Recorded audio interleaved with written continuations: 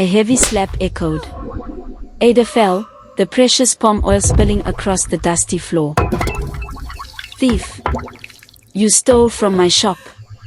Ngozi screamed, clutching a fake ledger. The villagers whispered, glaring at the innocent, tearful girl. "You stole from my shop!" Why did Amara smile while pretending to cry? And what was Kulu hiding in his pocket? That night, the storm raged, masking the birth of a brilliant revenge. The morning sun pierced through the cracks of the wooden hut, illuminating Ada's glowing, honey-brown skin. Despite the severe beating from the previous night, her spirit remained unbroken. She carefully swept the broken clay pieces, her mind racing with a new plan. Ngozi thought she had successfully ruined Ada's reputation, but she underestimated the young girl's intelligence. Ada had secretly kept a copy of her late father's true trade agreements hidden beneath the floorboards. She knew the palm oil recipe was highly coveted, and Ngozi was trying to steal it to sell to the wealthy merchants in the city. Just then, Amara walked in, carrying a small bowl of leftover rice. "Oh, my poor sister! "Oh, my poor sister," I brought you Amara food. cooed softly, her eyes scanning the room to see if Ada had revealed the secret formula yet. Ada looked at her, seeing through the facade for the very first time. Later that afternoon, the marketplace was buzzing with activity. Kulu, acting as the village security chief, forcefully shoved Ada away from her modest trading stall. He had been bribed by Ngozi with a handsome sum of silver coins. "Thieves have no place in our market. Pack your things and leave," Kulu ordered loudly, puffing out his chest. Ada stood her ground, her bright eyes locking onto his. She didn't flinch, nor did she cry. Instead, she calmly packed her handmade soaps and unrefined oils. She noticed the slight hesitation in Kulu's posture, a tiny flicker of doubt in his aggressive demeanor. He knew the legend Ngozi presented looked tampered with, but the money was too good to refuse. As Ada walked away with her basket balanced gracefully on her head, she dropped a small, carefully folded note directly in Kulu's path, planting the first seed of doubt in his mind.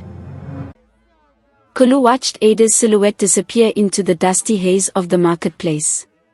Slowly, he bent down and picked up the small, carefully folded note she had dropped. Retreating to a quiet alley behind the spice stalls, he unfolded the coarse paper. Written in elegant, precise charcoal handwriting was a simple calculation. It pointed out a glaring flaw in Ngozi's fake ledger. The amount of palm oil Ngozi claimed Ada stole was physically impossible to extract from their small farm in a single week. "You will obey me." Kulu, a seasoned trader and security chief, instantly realized the mathematical impossibility. The numbers were entirely fabricated. A heavy knot of guilt formed in his stomach as he remembered the unwavering, honest look in Ada's bright eyes. Just then, Ngozi's sharp voice pierced his thoughts. She slipped another pouch of coins into his hand, ordering him to burn Ada's remaining inventory tonight. Far from the bustling market, Ada made her way to the secluded compound of Elder Obi, the most respected and knowledgeable merchant in the region. The old man sat beneath a large baobab tree, sorting through ancient wooden tallies and faded parchment records. Ada approached him with deep respect, presenting a small gift of her highest quality, glowing palm oil. Obi welcomed her, his wise eyes recognizing her late father's resilience in her posture.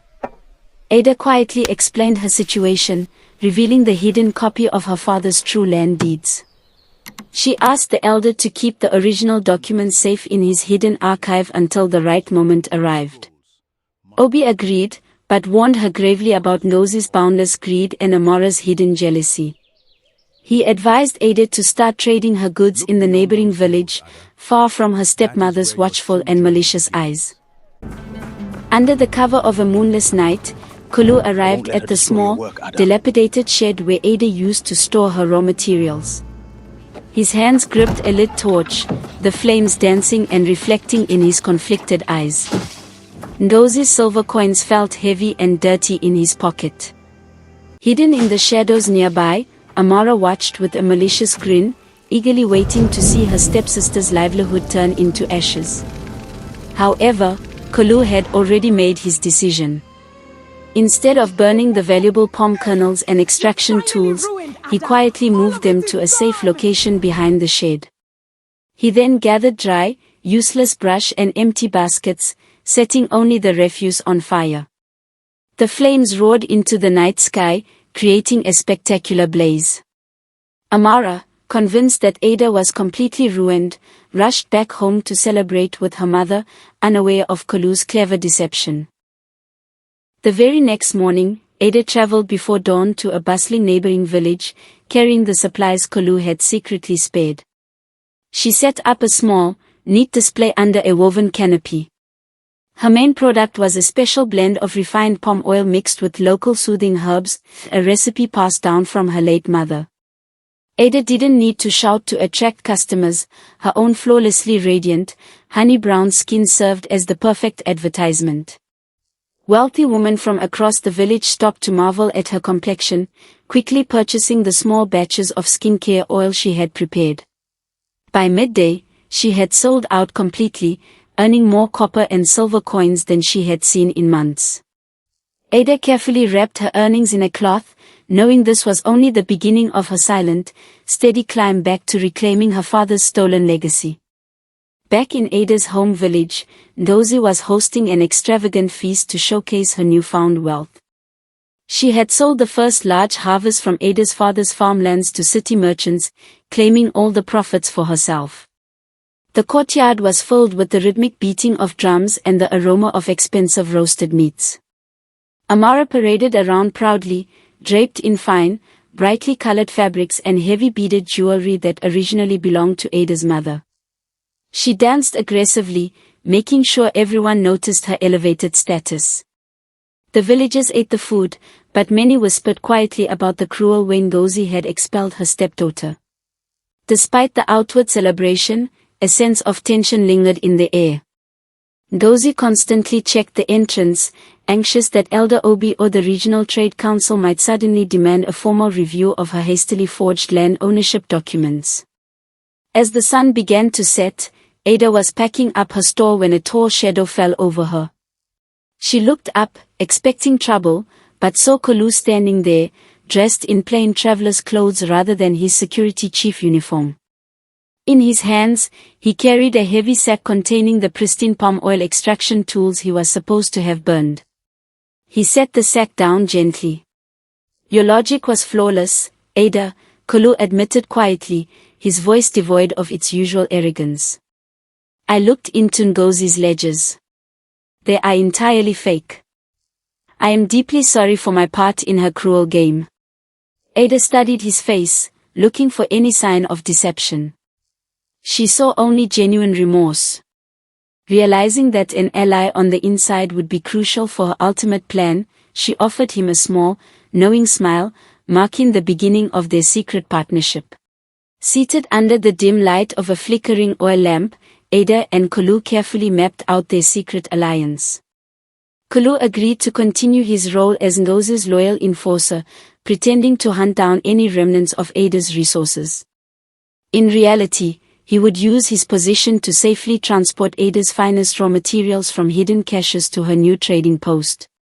He would also gather intelligence on Ngozi's financial dealings with the city merchants. Ada, sharp and calculating, realized this was her chance to slowly bankrupt her stepmother. She instructed Kolu to encourage Ngozi to overspend on lavish items and risky trade investments, feeding her stepmother's insatiable greed while Ada quietly built a massive fortune in the shadows. Weeks turned into months, and Ada's modest store transformed into a bustling trading hub. Her signature glowing skin oil, known for its pure, healing properties, became the most sought-after product among the neighboring elites and traveling merchants. She worked tirelessly, expanding her inventory to include fine woven textiles and rare spices. Ada's wealth grew exponentially, yet she lived simply, hiding her silver and gold coins in secure, underground clay pots guarded by trusted friends. Her reputation as a brilliant, honest businesswoman spread far and wide. City merchants began bypassing Ngozi's overpriced, low-quality goods, preferring to deal directly with the intelligent Igbo girl who always delivered excellence and fairness in every single transaction. Back in the home village, Amara was growing restless and bitterly jealous. During a visit to the local market, she noticed a wealthy city merchant praising a small bottle of golden, fragrant oil. Intrigued, she asked him where he found such a luxurious item. The merchant spoke highly of a young, stunningly beautiful girl with radiant, honey-brown skin operating in the next village. Amara's heart pounded with a sudden, sickening realization. She remembered the secret family recipe Ada's mother had created. A dark wave of envy washed over her. Amara immediately understood that her stepsister was not only surviving but thriving. She clenched her fists, vowing to uncover the truth and destroy Ada's newfound success. Determined to confirm her suspicions, Amara disguised herself in a heavy cloak and secretly followed Kulu before the break of dawn. She trekked through the dense forest paths until she reached the bustling market of the neighboring village. Peeking from behind a stack of grain sacks, Amara's eyes widened in sheer disbelief. There stood Ada, adorned in simple yet high-quality garments, her skin glowing beautifully in the morning sun. Customers were eagerly lining up to buy her products, and she was counting handfuls of silver coins. The sight of Ada's immense success, while Amara relied on her mother's stolen wealth, ignited a venomous hatred in Amara's heart. She could not stand seeing Ada happy and victorious. Amara sprinted back to her village, her mind poisoned with malice. She burst into their lavishly decorated home, when Ngozi was admiring her stolen jewelry. Panting heavily, Amara revealed everything she had seen: Ada's thriving business, the endless lines of wealthy customers, and the mountain of silver coins. Ngozi's face twisted in uncontrollable rage and absolute shock. The realization that the girl she had stripped of everything was now outsmarting her in the regional market was a massive blow to her ego. Mother and daughter immediately began plotting their next sinister move. They decided that stealing Ada's recipe was no longer enough, they needed to completely ruin her reputation and confiscate her new wealth. The following week, Ngozi traveled to the neighboring village dressed in her most intimidating and expensive attire. She demanded a private meeting with the local market leader, offering a heavy pouch of gold to permanently ban Ada from trading there. She falsely accused Ada of selling contaminated products and being a runaway thief. However, the market leader simply laughed in her face. He explained that Ada's business brought immense prosperity and numerous wealthy city traders to their village.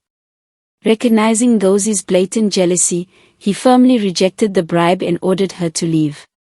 Humiliated and furious, Ngozi realized she could not use the law against Ada here. She would have to resort to a much dirtier, violent strategy. Unbeknownst to Ngozi, her closest enforcer was now her biggest liability. Kulu stood silently outside the window, listening intently as Ngozi and Amara hired a group of desperate, ruthless bandits. Their sinister plan was to ambush Ada's upcoming massive shipment of raw palm nuts and precious herbs, destroy the carts, and physically harm anyone protecting the goods. The mother and daughter wanted to break Ada's supply chain entirely. As soon as the bandits left, Kulu slipped away into the shadows. He rode a fast horse through the night to reach Ada's compound, urgently warning her of the impending attack. Instead of panicking, a sharp, calculating smile appeared on Ada's face as she quickly devised a brilliant counter-strategy.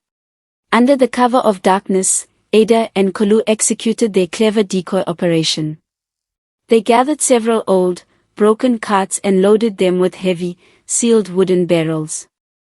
However, these barrels did not contain the precious oils or rare herbs, they were filled entirely with muddy water, rocks, and cheap river clay.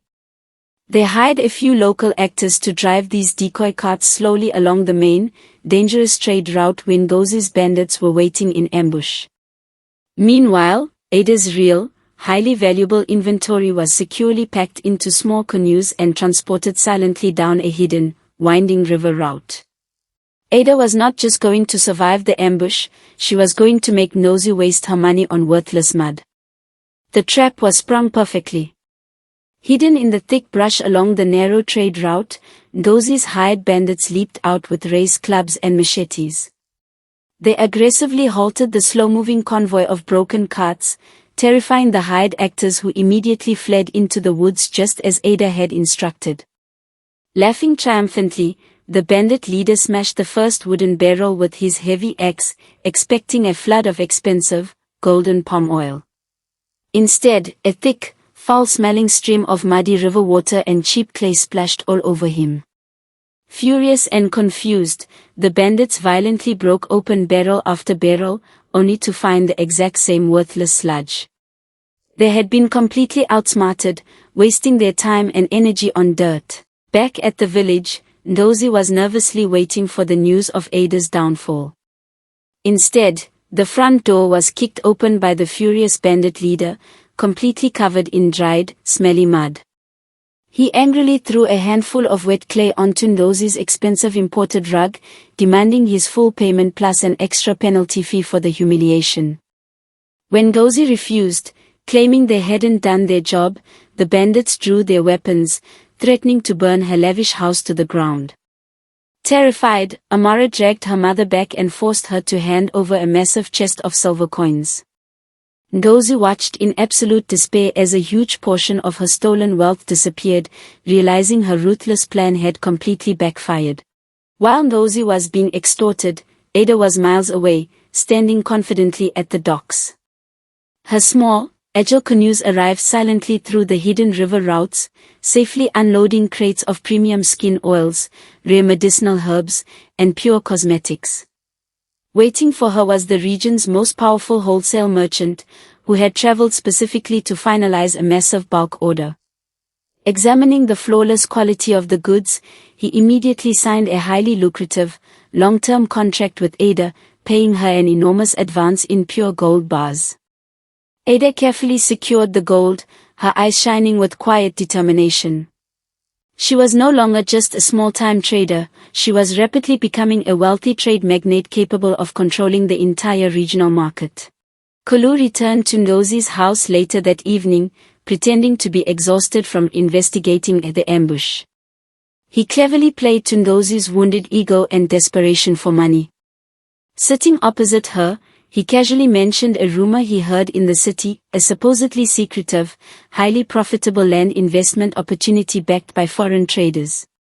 He framed it as an exclusive deal that could triple Ngozi's wealth overnight and make her undeniably superior to anyone, especially Ada.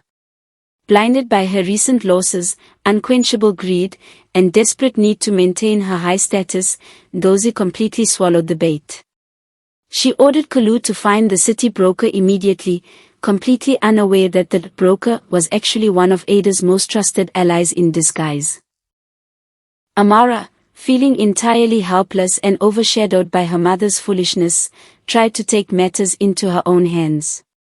She dressed provocatively and traveled to the city, attempting to seduce and bribe the very wholesale merchant who had just signed the major contract with Ada. Amara falsely claimed that Ada's supply was running dry and offered to sell him the original formula. The wealthy merchant, an astute businessman who valued loyalty and despised deceit, saw right through Amara's desperate lies. He publicly rejected her in front of his entire trading guild, openly praising Ada's integrity and calling Amara a jealous, fraudulent child. Deeply humiliated and crying hot tears of pure rage, Amara was forcefully escorted out of the trading hall. Pressured by mounting debts from her lavish lifestyle and the bandits' extortion, Ngozi finally met with the city broker, arranged by Kulu. The broker presented beautifully forged documents detailing an enormous, lucrative plantation near the coast. The price, however, was exceptionally high. Ngozi did not have enough liquid cash remaining. Driven by blind ambition and the absolute desire to ruin Ada, Ngozi made a fatal decision. She decided to illegally mortgage the vast, fertile farmlands that rightfully belonged to Ada's late father. She believed the quick returns from the city investment would allow her to pay off the mortgage before anyone, especially the village council, ever found out about her fraudulent actions. To secure the heavy mortgage, Ngozi had to present her land deeds to Elder Obi, the region's official record keeper. She confidently handed him the forged documents she had created after Ada's father died. Elder Obi adjusted his glasses, carefully examining the papers. He recognized the forgery instantly, as the real deeds were safely locked in his hidden vault at Ada's request. However, adhering to Ada's master plan, Obi played along. He officially stamped and approved the massive loan, knowing perfectly well that Ngozi was using fake collateral. By doing so, he legally locked Ngozi into a fraudulent contract, setting the perfect, undeniable legal trap that would eventually lead to her complete downfall. With her immense new wealth, Ada did not buy lavish clothes or expensive jewelry. Instead, she covertly directed her resources back into her home village. Ngozi had spent years heavily taxing and extorting the local farmers, leaving many families in crushing debt. Through anonymous agents, Ada systematically bought off all the debts of the oppressed villagers.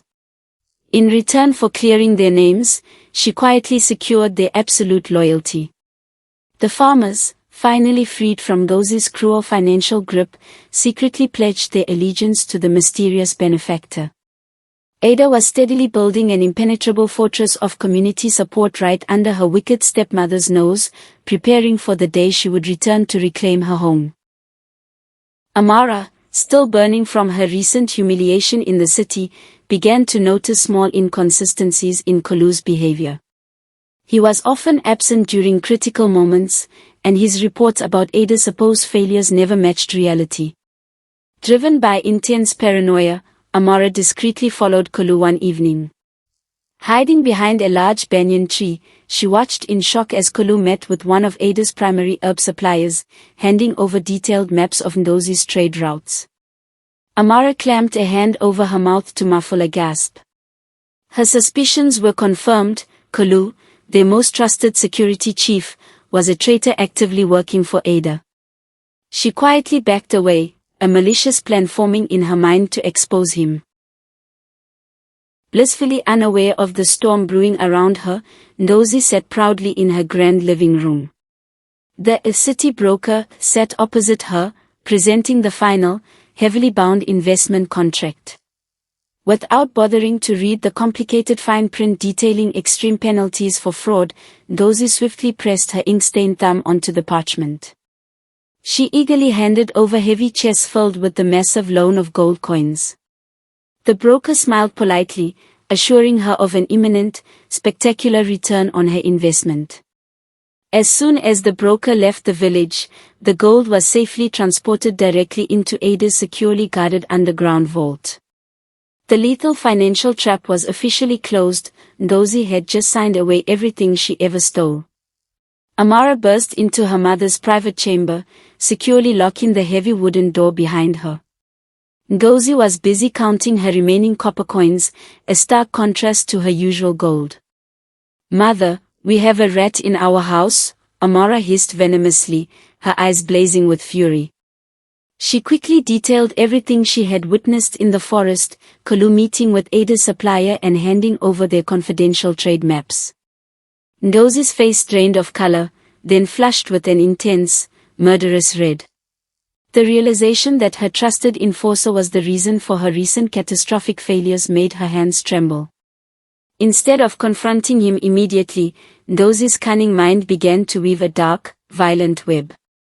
They needed to set a trap to catch Kulu red-handed and force him to reveal Ada's vulnerabilities.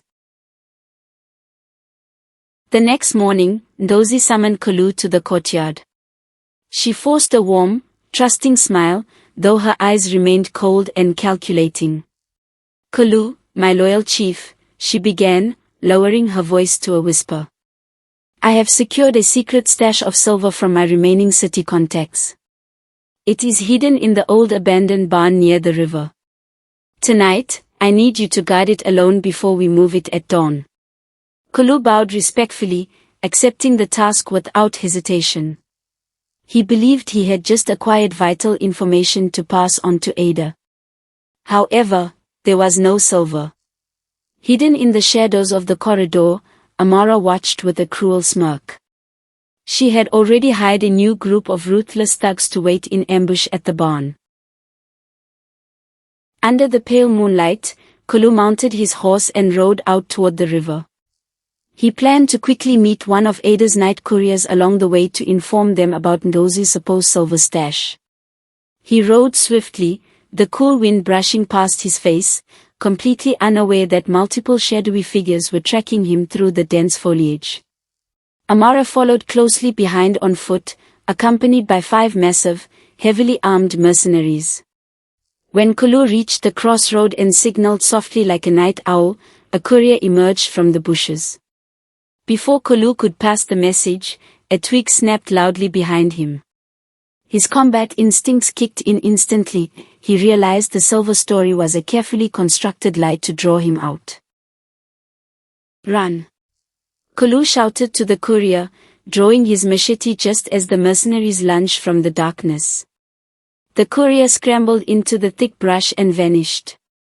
Kulu fought valiantly, dodging heavy blows and striking back with incredible speed and skill. He managed to disarm 2 of the thugs, but he was hopelessly outnumbered. A heavy wooden club struck the back of his knee, forcing him down, followed by a brutal strike to his head that left him dizzy and bleeding. As the mercenaries bound his hands tightly with coarse thick ropes, Amara stepped elegantly out of the shadows. She looked down at him with a twisted, victorious smile. "Did you really think a street dog like you could outsmart my mother?" she mocked, kicking dirt onto his bleeding face. Kulu was dragged back to Ngozi's lavish compound and violently thrown onto the hard stone floor of the central courtyard. Ngozi paced around him like a starved predator. She forcefully kicked his ribs, demanding to know where Ada was hiding her wealth, the identities of her buyers, and her future plans.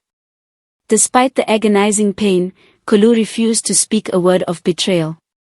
He looked up at Ngozi, spat a mouthful of blood onto her expensive leather sandals, and laughed darkly.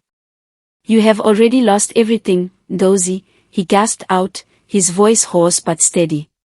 "You just don't realize it yet." Infuriated by his defiance, Ngozi ordered the mercenaries to lock him in the suffocating underground root cellar without food or water until he talked. Miles away, the breathless courier arrived at Ada's thriving estate, collapsing from exhaustion. He frantically reported the ambush and Kulu's devastating capture. Ada's loyal friends panicked, urging her to flee before Ngozi's mercenaries came for her next. But Ada remained entirely calm, her mind sharp and perfectly focused. She poured the courier a cup of fresh water, her face settling into a mask of cold, calculating determination. Kulu had risked his life for her, she would not abandon him. Instead of running, Ada realized that Ngozi's desperate move meant she was completely out of cash and rapidly losing control. Ada immediately summoned her network of trusted merchants and local leaders, preparing to execute the final, fatal phase of her grand financial retaliation. Ada traveled swiftly to Elder Obi's compound beneath the grand baobab tree. She presented a meticulously detailed ledger documenting Ngozi's massive, fraudulent loan, the fake collateral, and the legally binding missed interest payments. Elder Obi, recognizing that the time for justice had finally arrived, reviewed the documents with a grim, serious expression. Ngozi was technically completely bankrupt, and her massive debt was owed entirely to the city broker, who was, in reality, Ada's proxy. Obi pulled out his official seals and heavy ink pad. With a firm, decisive hand, he drafted and stamped the legal foreclosure warrants. By the laws of the region, Ngozi's entire estate, including her personal assets, now lawfully belonged to Ada. Back at the hostel compound, Ngozi was drowning in immediate financial crisis. The mercenaries she hired to capture Kulu demanded their heavy payment, threatening violence if they weren't paid by sunset. Expecting her city investment to pay out massively the next day, Ngozi made a desperate, panicked decision. She gathered all of her expensive stolen jewelry, alongside Amara's finest silk dresses and imported accessories. She summoned a passing traveling merchant and desperately sold the entire collection for a mere fraction of its true value just to get enough copper coins to appease the dangerous thugs. Ngozi didn't realize that the traveling merchant was actually one of Ada's loyal associates in disguise, buying back Ada's mother's stolen heirlooms. When Amara discovered her extravagant wardrobe was completely empty, she unleashed a deafening scream that echoed through the entire house. She confronted her mother, crying hot tears and throwing objects in a fit of uncontrollable rage. "You sold my beautiful clothes for dirt!" Amara shrieked, acting like a spoiled child. Ngozi, stretched to her absolute breaking point by stress, debt, and paranoia, lost her temper. She slapped Amara hard across the face. "Silence, you foolish girl!" Ngozi screamed back, her chest heaving. "I did it to keep those thugs from slitting our throats. We just need to survive until tomorrow morning when the investment gold arrives." The grand illusion of their wealthy, superior lifestyle was crumbling into dust before their very eyes. As night fell, a massive crowd of villagers gathered at the edge of the dense forest surrounding Ngozi's compound. They were the farmers whose crippling debts Ada had silently paid off. Armed with heavy farming tools, pitchforks, and blazing torches, they stood in absolute silence, waiting for a signal. Ada stood at the very front of the crowd, illuminated by the flickering firelight. She was no longer the ragged, abused girl Ngozi had thrown away. Adorned in elegant traditional fabrics and bearing an aura of undeniable authority, Ada looked every bit the powerful, wealthy leader she had become. She raised her hand gracefully, pointing directly at the heavily guarded gates of her former home. It was time to march, rescue Kalu, and reclaim her stolen legacy. The rhythmic stomping of hundreds of feet echoed like thunder through the quiet night. As the massive, angry crowd approached the gates of the compound, the heavily armed mercenaries hired by Ngozi peered into the darkness. Seeing a seemingly endless sea of blazing torches and pitchforks, the mercenaries quickly realized they were hopelessly outnumbered. They were ruthless killers, but they were also businessmen who hadn't been fully paid. Without a single word of hesitation, the mercenary captain signaled his men. They dropped their heavy weapons, abandoned their posts, and vanished into the thick jungle, leaving Ngozi and Amara completely unprotected. Hearing the loud commotion outside, Ngozi and Amara rushed out onto the grand veranda. They expected to see the city broker delivering their gold, or at the very least, their hired guards dealing with intruders. Instead, the heavy wooden gates were pushed wide open, and Ada stepped into the courtyard. She was breathtakingly regal, flanked by fierce, loyal farmers holding torches that illuminated her glowing skin. The sheer presence of the girl she had abused and thrown away sent a cold shiver down Ngozi's spine. Yet, refusing to accept defeat, Ngozi puffed out her chest and tried to maintain her arrogant, superior facade. "How dare you enter my property?" Ngozi shrieked, pointing a shaking finger at Ada and the crowd. "You are all trespassers. I will have the village council arrest every single one of you." The crowd simply stood in silence, parting slightly to let Elder Obi walk to the front. The wise old man held up a thick stack of documents with heavy, official red wax seals. "You have no property here, Ngozi," Elder Obi's voice boomed with absolute authority. "By the laws of our ancestors and the Regional Trade Council, these lands and this house have been officially foreclosed due to your massive, unpaid fraudulent debts." Ngozi burst into hysterical, frantic laughter. "Bankrupt? Me? You foolish old man. I am the richest woman in this region.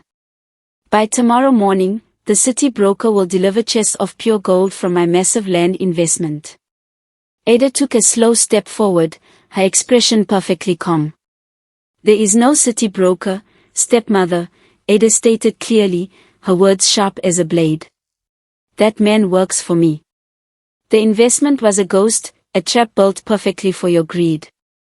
The gold you mortgaged my father's lands for went directly into my own business vaults. You signed away everything for nothing. Ngozi's laughter died instantly, replaced by sheer, suffocating horror. Realizing her mother was completely and utterly defeated, Amara resorted to her favorite manipulation tactic. She threw herself down the stairs, landing on her knees in the dirt before Ada. Tears streamed down her face as she sobbed loudly. Ada, my sweet sister. Please, you must believe me. My mother forced me to do all those terrible things. I always loved you. Have mercy on me and share your wealth with your only family. Ada looked down at Amara with chilling, absolute indifference. She had fallen for those fake tears once, but never again. Ada did not offer her hand, nor did she flinch at the pathetic display of venomous acting. Come here. Ignoring Amara completely, Ada stepped closer to Ngozi. Where is Kolu? She demanded, her voice echoing with dangerous intensity. Ngozi, spiteful and bitter to the very bitter end, spat directly at Ada's feet. I hope the rats have already eaten that filthy traitor, she hissed viciously. Without waiting for another word, Ada commanded the villagers to search the entire compound. Dozens of farmers spread out with their torches, overturning heavy barrels and kicking open locked wooden doors. Suddenly, from the dark, quiet corner near the storage house, a farmer shouted. He heard a faint, rhythmic thumping sound coming from beneath the thick floorboards. The villagers quickly gathered around the storage house, using their heavy farming tools to smash the iron padlock securing the underground root cellar. They pried open the heavy wooden hatch, instantly hit by the smell of damp earth and stale air. They reached down and pulled Kolu out of the dark hole. He was severely battered, his clothes torn, and his face bruised and bleeding, yet as soon as he saw Ada standing there victorious, a broad, genuine grin spread across his face. Ada rushed forward, supporting his weight. Kolu looked over at Ngozi and Amara's pale, terrified faces and chuckled weakly. I told you, Ngozi, he rasped, you had already lost. With Kolu safely rescued and the foreclosure documents legally validated by Elder Obi, the time for justice had concluded. The village elders stepped forward, officially stripping Ngozi and Amara of all their titles and statuses. You have until dawn to pack whatever plain clothes you have on your backs, Elder Obi declared sternly. Leave this house immediately. Everything inside belongs to Ada.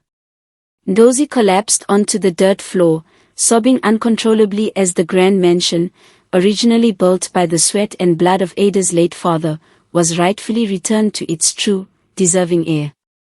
The villagers cheered loudly, celebrating the end of a long, cruel era of oppression. Morning broke, casting a warm, golden light over the village. Outside the gates of the beautiful compound, the once proud Ngozi and Amara shivered in the cool morning breeze.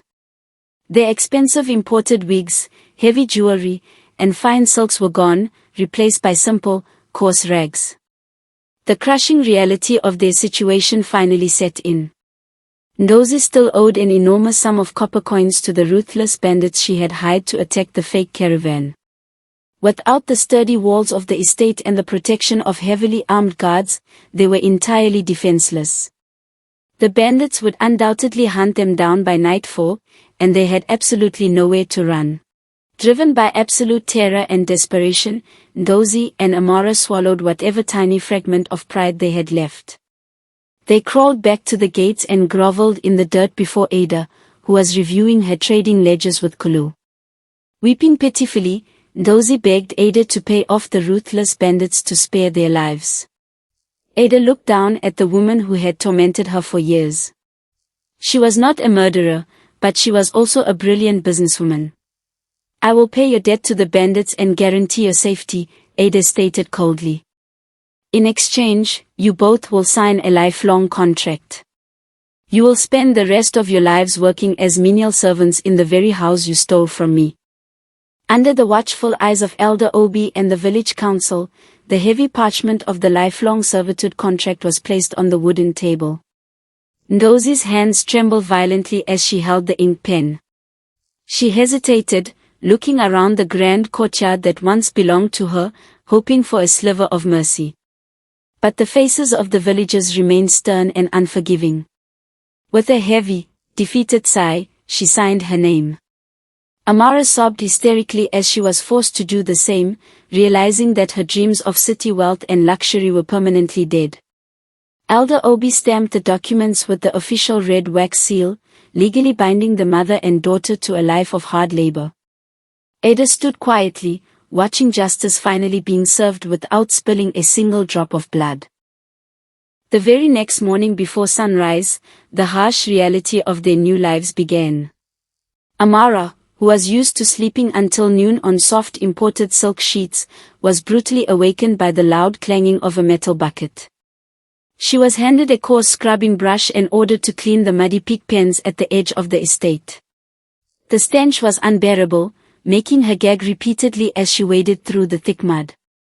Her delicate hands, once adorned with heavy gold rings and expensive scented oils, quickly blistered from the rough wooden handles of the farming tools.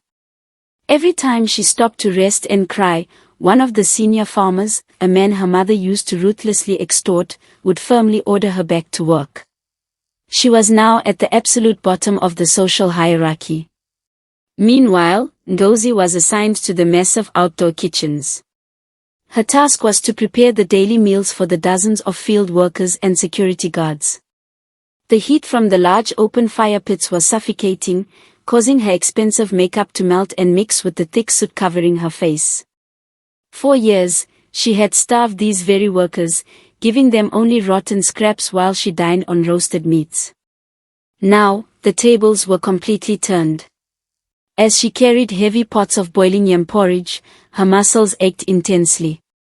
The workers did not beat her or abuse her, instead, they simply ignored her complaints, forcing her to confront the painful consequences of her past cruelty every single hour of the day. Her arrogance was slowly being burned away by the relentless flames of hard, honest labor. While her former tormentors toiled in the dirt and smoke, Ada was busy solidifying her growing trade empire. Inside the cool, quiet study of the main house, she sat with Kulu, mapping out new trade routes across the region. Kulu's physical wounds were healing well, and his loyalty to Ada was now absolute and unshakable. Recognizing his immense tactical intelligence and bravery, Ada officially appointed him as the head of her entire logistics and security network. She entrusted him with a small fortune in silver to hire and train honest guards, completely replacing the corrupt thugs Ngozi had previously used. Kulu looked at the heavy purse of silver, deeply moved by her total trust. He vowed to protect her and the estate with his life, ensuring no one would ever threaten her hard-earned peace again. Later that afternoon, Ada kept her promise to the defeated women. She dispatched Kulu and a heavily armed convoy of her new, disciplined guards to the edge of the forest where the ruthless bandits were waiting. Kulu presented the exact amount of copper and silver coins needed to clear Ngozi's disastrous debt. The bandit leader, intimidated by the sheer number and professional discipline of Ada's new security force, silently took the money and immediately ordered his men to leave the region for good. When Kulu returned and delivered the news, Ngozi and Amara felt a brief moment of immense relief. However, that relief was quickly overshadowed by the crushing realization that their lives were now entirely owned by Ada. They were safe from the bandits, but they would never be free women again. A few weeks passed, and the grueling routine of servitude began to break Amara's spirit. However, old habits die hard. While cleaning the grand guest rooms one afternoon, her eyes caught the gleaming reflection of a small, intricately carved golden comb left carelessly on a vanity table. The temptation was overwhelming. Memories of her former wealthy lifestyle flooded her mind. With trembling fingers, she quickly slipped the precious comb inside the pocket of her coarse servant's apron, thinking no one had noticed. Unfortunately for her, Kulu had been doing his routine security rounds. He stepped out from the shadows of the hallway, his face stern and disappointed. Without shouting, he calmly instructed her to empty her pockets. Amara froze, her face turning pale with absolute terror as she realized she was caught red-handed once again. Kulu brought the weeping Amara and the stolen golden comb directly to Ada's study.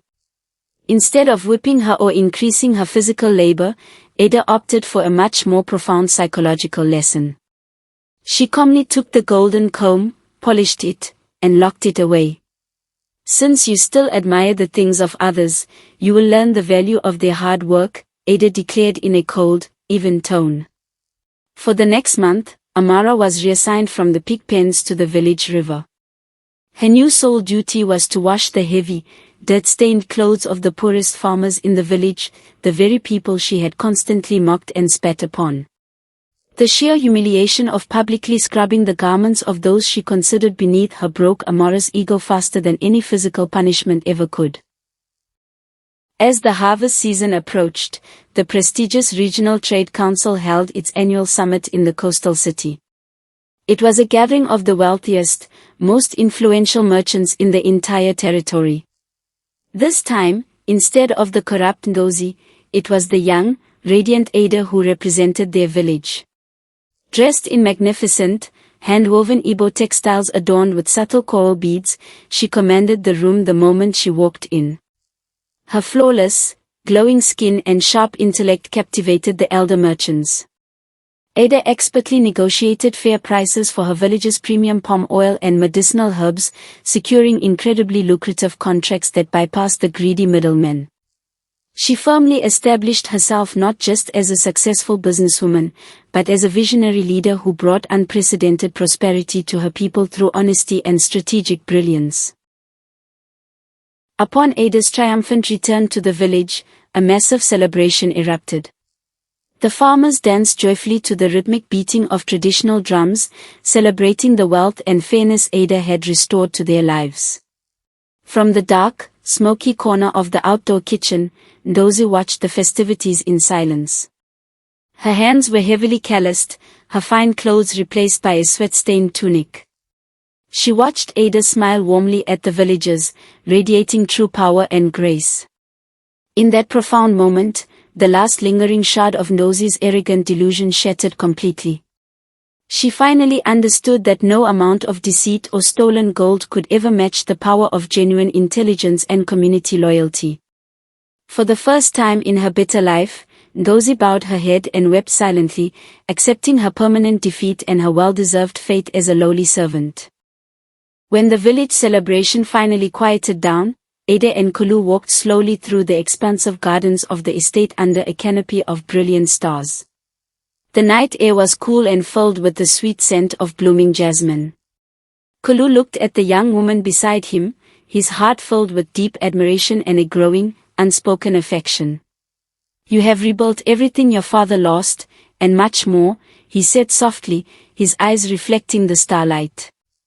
Ada turned to him, offering a gentle, genuine smile that reached her bright eyes. "I did not build it alone, Kulu. We built it together." She reached out and lightly touched his scarred hand. In that quiet, peaceful moment, they both knew their partnership had evolved into an unbreakable bond, ready to face whatever the future held. As Ada's trading empire expanded, she decided to invest her vast wealth back into the community in a way that would secure their future. She ordered the construction of a large, open-air workshop near the center of the village. This was not just a processing facility, it was a training center for young women. Ada wanted to ensure that no girl would ever have to depend on a cruel stepmother or a corrupt system to survive. She taught them the secrets of cultivating the finest palm nuts, refining premium oils, and managing financial ledgers.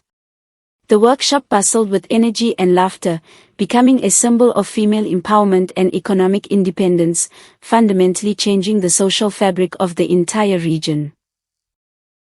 Despite the crushing reality of her lifelong servitude, Amara's deceitful nature occasionally flared up. Exhausted from washing heavy garments by the river, she noticed a new, young security guard patrolling the estate's perimeter. Remembering how she used to manipulate men in the city with her beauty and false tears, she deliberately tore a small hole in her coarse servant dress to reveal her shoulder. She approached the young guard, crying softly, begging for a small piece of bread and whispering promises of affection if he would help her escape into the forest. She batted her eyelashes, using every ounce of her remaining charm, desperately hoping this inexperienced young man would fall for her trap and provide her a way out. However, Ada's security force, meticulously trained by Kulu, was built on absolute loyalty and strict discipline. The young guard did not fall for Amara's seductive act. Instead, he stepped back, his face completely devoid of sympathy, and immediately blew his wooden whistle to summon Kulu. Within minutes, Kulu arrived at the scene. When he heard the guard's report, he looked at Amara with utter disgust. Her pathetic attempt at manipulation had failed miserably. As punishment for attempting to corrupt a guard and escape her legal contract, Kulu ordered Amara to clean the deep, muddy irrigation ditches for a full month. Amara wept bitterly, finally realizing that her manipulative tricks were completely useless in Ada's well-ordered, honest world. Come here. The brutal physical labor and the sheer emotional weight of her monumental defeat eventually took a heavy toll on Ngozi's aging body. One humid afternoon, while carrying a heavy sack of yams, she collapsed in the dirt courtyard, shivering violently from a sudden, severe fever. The other servants simply walked past her, holding no sympathy for the woman who had terrorized them for years. When the news reached Ada, she faced a profound moral dilemma. The woman lying in the dirt had stolen her father's legacy, abused her daily, and actively tried to destroy her life. It would be incredibly easy to simply let nature take its course and allow Ngozi to suffer the ultimate consequence of her wicked actions. Yet, Ada was fundamentally different from her cruel stepmother. She possessed a heart guided by wisdom and true strength, not petty vengeance. Ada instructed the estate's herbalist to prepare a potent, healing broth and personally brought it to the small, dark servants' quarters when Ngozi lay shivering. Ngozi opened her eyes, expecting to see a gloating victor ready to mock her imminent death. Instead, she saw Ada quietly placing the medicine by her side. "I am not you, Ngozi," Ada said calmly. "I do not build my empire on the graves of the weak." This profound act of unearned mercy completely broke Ngozi's spirit. The former tyrant wept openly, overwhelmed by the crushing weight of her own lifelong cruelty. With the internal threats completely neutralized, a new external challenge emerged to test Ada's resilience. A notoriously greedy and powerful merchant from the coastal city, named Chaik, grew intensely jealous of Ada's regional monopoly. Unwilling to compete fairly, Chaik resorted to dirty political tactics. He began circulating vicious, unfounded rumors among the city guilds that Ada's premium glowing skin oils were secretly mixed with cheap animal fats, hoping to destroy her pristine reputation. He even bribed several minor trade inspectors to aggressively harass Ada's transport caravans, attempting to create a logistical nightmare that would force her to lower her prices or sell her business to him. The peace Ada had fought so hard to build was once again under threat. Kulu, ever vigilant, quickly uncovered Chaik's malicious smear campaign through his extensive network of informants in the city. He immediately reported the sabotage to Ada, his hand resting on the hilt of his machete, ready to handle the threat with force if necessary. But Ada smiled her signature, calculating smile. "Violence only breeds chaos, Kulu," she explained calmly, tapping her elegant fingers on her wooden desk. "We will not fight him with blades in the dark, we will destroy him with undeniable truth in the bright light of day." Ada instructed Kulu to gather the most respected elders and the highest-ranking guild masters from the city for an unprecedented, open-air public demonstration at her main production facility. The day of the demonstration arrived. The grand courtyard was filled with skeptical city merchants, strict guild masters, and Elder Obi, who presided over the event as the chief observer. Ada did not offer them flowery speeches or empty promises. Instead, she brought them directly to her processing tables. She allowed the guild masters to personally inspect every single ingredient, from the freshly harvested palm nuts to the fragrant medicinal herbs. Furthermore, Ada publicly demonstrated the extraction process, proving the absolute purity and unmatched quality of her oils. She then presented her meticulously kept ledgers, showing fair payments to all her farmers. The transparency and excellence of her operation were undeniable, leaving the city merchants completely awestruck and deeply impressed. Confronted with the undeniable proof of Ada's integrity, the guild masters turned their furious gaze toward Chaik, who was sweating profusely in the front row. Elder Obi slammed his wooden staff onto the ground, declaring Chaik's rumors to be malicious lies meant to disrupt regional trade. The guild masters, disgusted by Chaik's dishonorable tactics, immediately voted to revoke his trading license and banish him from the coastal markets. Chaik fell to his knees, begging Ada for a partnership, but she simply walked past him without a second glance. Ada had not only defended her empire but had permanently solidified her reputation as the most trusted, untouchable, and brilliant merchant in the entire territory. Her victory was absolute. In the aftermath of the failed sabotage, Elder Obi convened a special council meeting beneath the ancient baobab tree. He looked around at the prosperous, peaceful village that had been transformed under Ada's visionary leadership.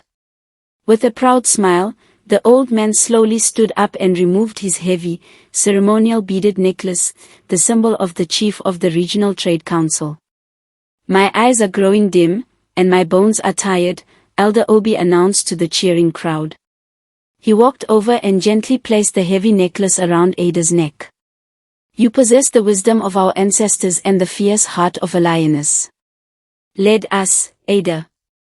At a remarkably young age, Ada became the highest-ranking trade authority in the region. While Ada was celebrated as a living legend, Amara's miserable reality continued to grind her down. One evening, after a grueling day of scrubbing clothes, Amara knelt by the edge of the river to wash her face. She looked down into the calm, reflective water and gasped. The beautiful, vibrant girl with perfectly braided hair and soft skin was completely gone. Staring back at her was a haggard, exhausted woman with deeply hollowed cheeks, dull eyes, and severely calloused, blistered hands. The sheer physical toll of constant, forced manual labor had entirely stolen her youth and beauty. She wept silently into the river, finally mourning the devastating loss of the brilliant future she had foolishly thrown away out of greed. Back in the smoky outdoor kitchens, Ngozi had finally stopped fighting her fate. After recovering from her severe fever thanks to Ada's medicine, a profound, quiet shift had occurred within her mind. She no longer scowled at the workers or muttered curses under her breath. Instead, she focused entirely on her menial tasks, chopping yams and stirring heavy pots of porridge with mechanical precision. She realized that this was her permanent reality, and any further resistance would only bring more pain. When Ada occasionally walked past the kitchens to inspect the grounds, Ngozi would lower her head respectfully, averting her eyes. The wicked, arrogant stepmother who once terrorized the village was truly dead, replaced by a broken, compliant servant.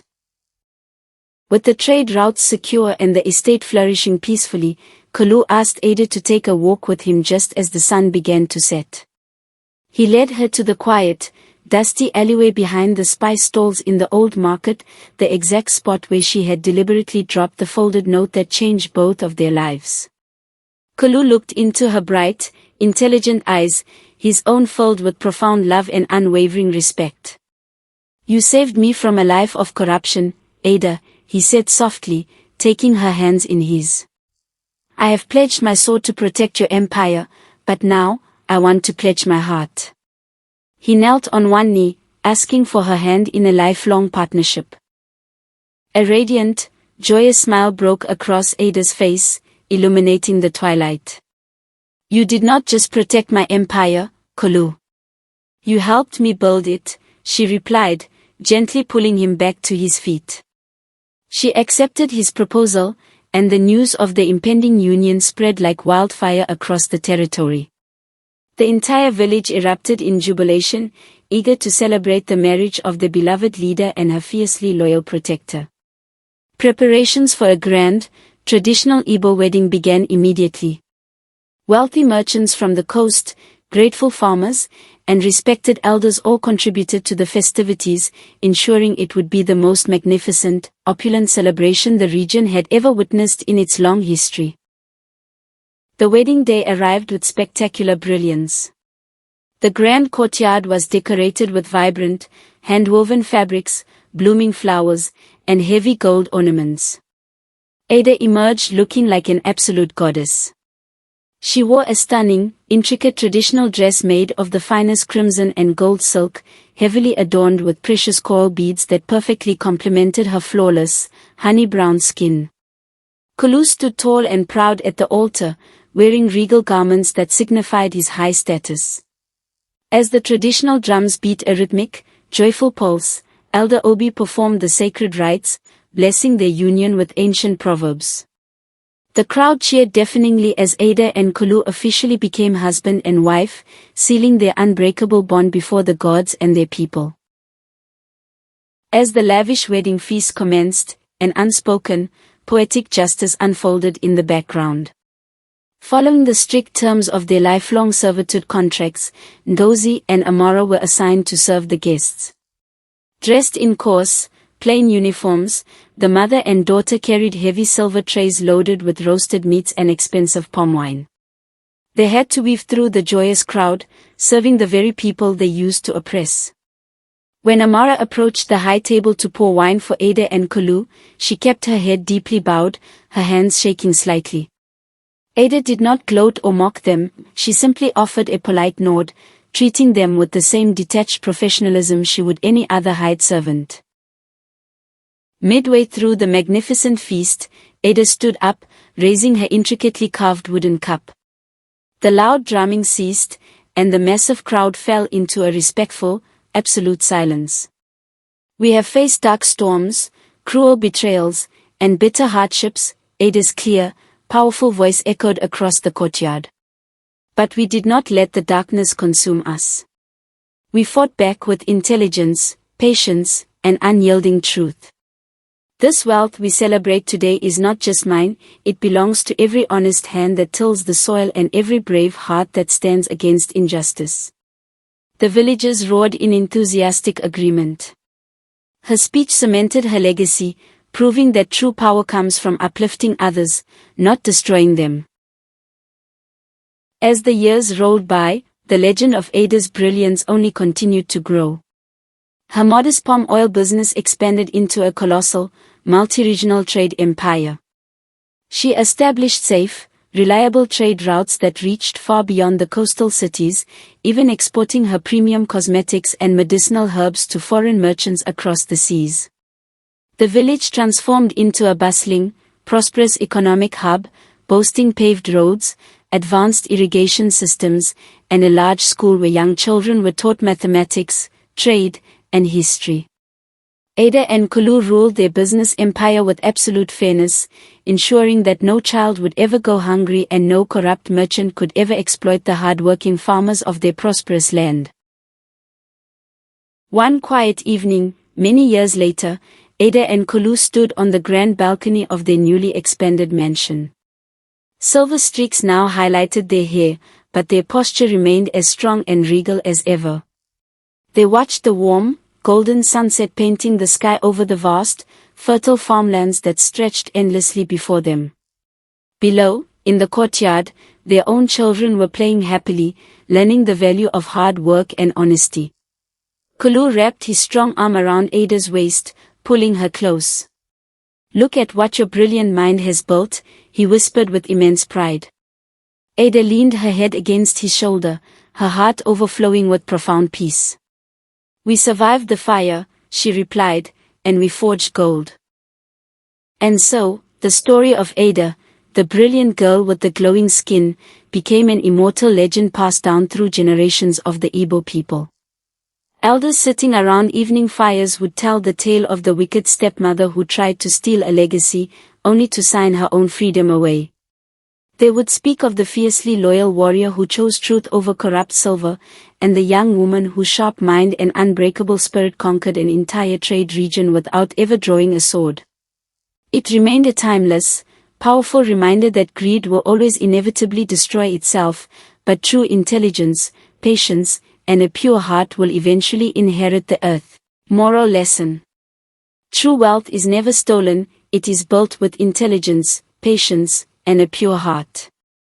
Greed, jealousy, and deceit will always build a trap for the wicked to fall into themselves. No matter how much someone tries to pull you down, if you remain honest and use your mind wisely, you will ultimately inherit the success you deserve. Enjoyed the story of Ada's brilliant revenge? Let us know which character or scene was your favorite in the comments below.